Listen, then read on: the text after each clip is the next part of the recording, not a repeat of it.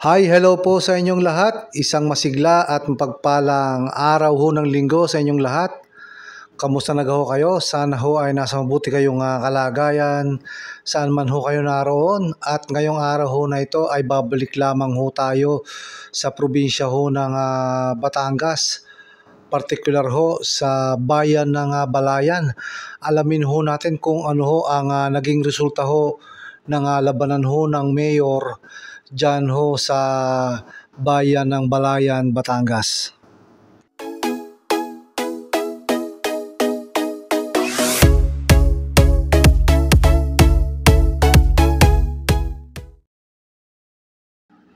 Ang mahigpit ho na magkalaban sa pagka-mayor ho ng bayan ng Balayan, Batangas ay ito hong si Lisa Ermita at ito hong si Leslie Pronda. Meron ba hong isang kandidato ng lumaban ho sa pagka-mayor dyan ho sa bayan ng Balayan, Batangas? Isa hong independent, nagngangalan hong Pabs Lopez, pero ang matindi hong naglaban talaga sa posisyon ho ng pagka-mayor ay ito hong si Lisa Ermita at si Leslie Pronda. Ngayon naman po ay kilalanin ho natin ang mga pangunahin hong kandidato sa labanan ho ng pagka-mayor dyan ho sa Balayan, Batangas. So unahin ho natin itong si Lisa Ermita. Si Lisa Ermita ho ay anak ng dating AFP Deputy Chief Staff, ASEC and Secretary ng Department of National Defense, 3-term congressman ng 1st District ng Batangas, at ang Executive Secretary ng Arroyo Administration, walang iba po kundi si Eduardo Ermita.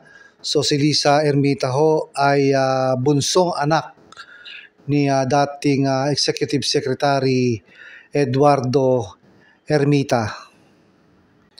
Si Lisa Ermita po ay kapatid ni Eileen Ermita na matagal na rin hong naging congresswoman ng 1st District of Batangas, at ang asawa naman ho ni Eileen Ermita na si Eric Buhain ay ang kasalukuyan ng congressman ng 1st District ng Batangas at brother-in-law ho ng new mayor-elect ng Balayan na si Lisa Ermita. Ang kandidato naman ho na mahigpit na kalaban ni Lisa Ermita ay si Leslie Pronda. So siya ho ang may bahay ng kasalukuyang mayor ng Balayan, Batangas na si J.R. Pronda. Ang incumbent mayor ng Balayan, Batangas na si Mayor J.R. Pronda ay nasa ikatlong termino na ngayong magwawakas sa June 30, 2025. Ang lahat ng nanalo noong 2022 at term limited na siya, kaya hindi na siya pwedeng lumaban. Kaya ang inilaban niya sa pagka-mayor ng bayan ng Balayan, Batangas ay ang kanyang may bahay na si Leslie Pronda.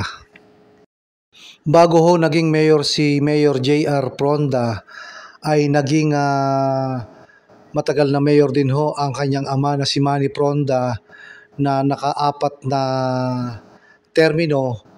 Nagsimula ang term ni Mayor Manny Pronda noong 2001 hanggang 2004 at ito ay nasundan noong 2007 to 2010, 2010 to 2013 at 2013 to 2016. At pagkatapos manungkulan ng kanyang ama na si Manny Pronda ay kumandidatong maging mayor itong si J.R. Pronda, at siya ay nagwagi simula 2016 to 2019, 2019 to 2022, at ang kanyang huling termino ay ang 2022 hanggang 2025 June 30. So lumalabas na siya ay nasa ikatlong termino na at magwawakas ang kanyang termino sa darating na katapusan sa June 30, 2025. At base sa resulta ng eleksyon sa pagka-mayor sa bayan ng Balayan, Batangas, ang nakakuha ng pinakamaraming boto sa labanan ng pagka-mayor ay itong kandidato na si Lisa Ermita, at siya ay nakakuha ng botong 26,847 votes, at ang mahigpit niyang katunggali na si Leslie Pronda ay nakakuha lamang ng ng boto na 25,794 votes. Ang ikatlo na mga kandidato sa pagka-mayor sa Balayan, Batangas na si Pabs Lopez ay nakakuha lamang ng botong 322 votes.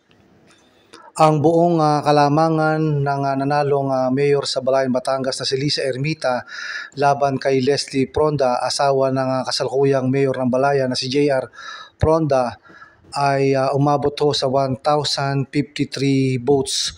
So yan ho ang naging kalamangan ni Mayor-elect Lisa Ermita laban kay Leslie Pronda.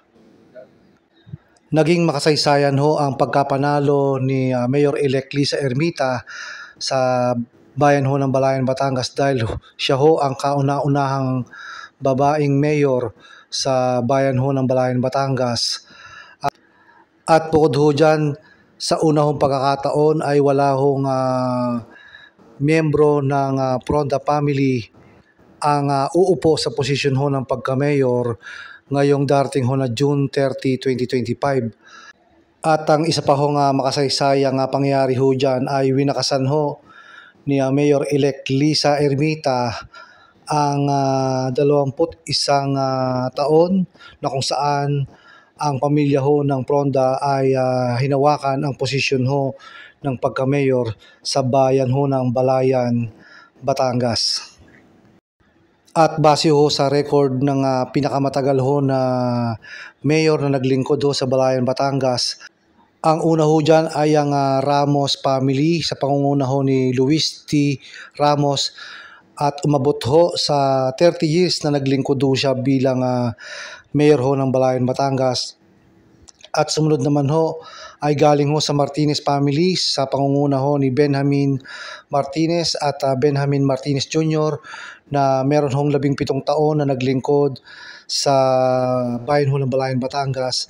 At ang kahuli-hulihan ho ay ang Pronda family sa pangunguna ho ni former Mayor Manny Pronda at nasundan naman ito ng pagka-mayor ho ni JR Pronda at ang kabuuan hong taon na naglingkod ho sila sa bayan ng Balayan, Batangas ay umabot ho sa 21 taon.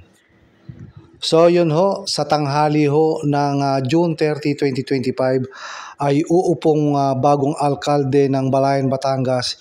Ito hong si Lisa Ermita at matatapos ho ang kanyang termino sa susunod na 3 taon sa June 30, 2028. So yan ho, may bagong mayor ang bayan ho ng Balayan, Batangas. Ito ay sa katauhan ho ni Lisa Ermita.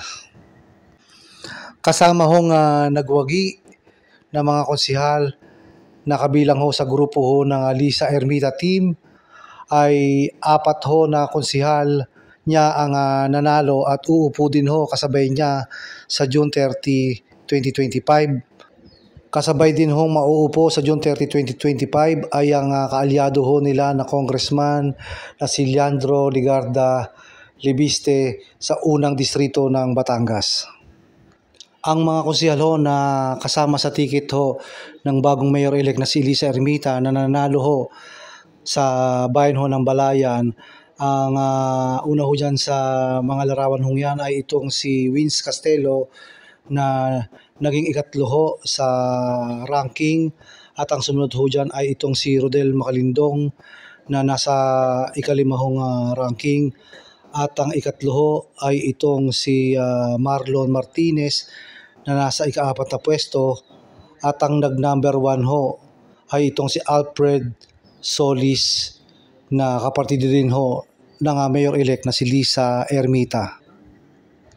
Samantala ho, ang kapartido ni Lisa Ermita na si Rita Abiad na lumaban ho sa pagka-vice mayor sa bayan ho ng Balayan, Batangas ay hindi ho pinalad at ang nagwagi ho dyan na vice mayor sa Balayan, Batangas ay ito hong incumbent vice mayor ng Balayan, Batangas na si Efren Chavez Jr.